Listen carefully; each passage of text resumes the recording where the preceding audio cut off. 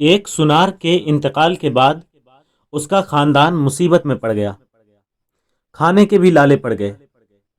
ایک دن اس کی بیوی نے اپنے بیٹے کو نیلم کا ایک ہار دے کر کہا، بیٹا اسے اپنے چچا کی دکان پر لے جاؤ، کہنا یہ بیچ کر کچھ پیسے دے دیں۔ بیٹا وہ ہار لے کر چچا جی کے پاس گیا۔ چچا نے ہار کو اچھی طرح دیکھ پرکھنے کے بعد کہا، بیٹا ماں سے کہنا کہ ابھی مارکیٹ بہت مندہ ہے، تھوڑا رک کر فروخت کرنا، اچھے دام ملیں گے۔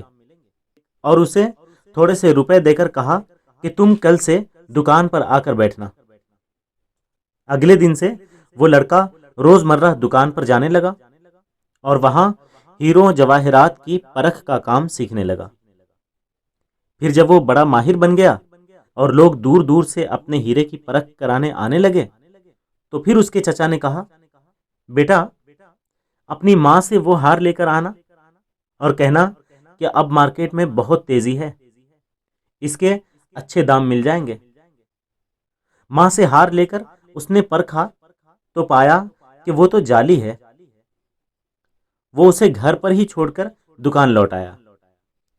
چچا نے پوچھا، ہار نہیں لائے؟ اس نے کہا، وہ تو جعلی تھا۔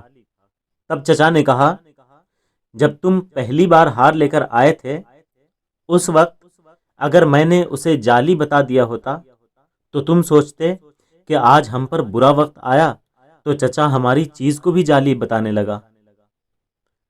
آج جب تمہیں خود علم ہو گیا تو پتہ چل گیا کہ ہار نقلی ہے۔ حاصل کلام سچ یہ ہے کہ علم کے بغیر اس دنیا میں ہم جو بھی سوچتے، دیکھتے اور جانتے ہیں سب غلط ہے، اور ایسے ہی غلط فہمی کا شکار ہو کر رشتے بگڑ جاتے ہیں۔ اس لیے علم حاصل کریں۔ اللہ تبارک و تعالی ہم سب کو علم حاصل کرنے کی توفیق و رفیق عطا فرمائے۔ آمین یا رب العالمین۔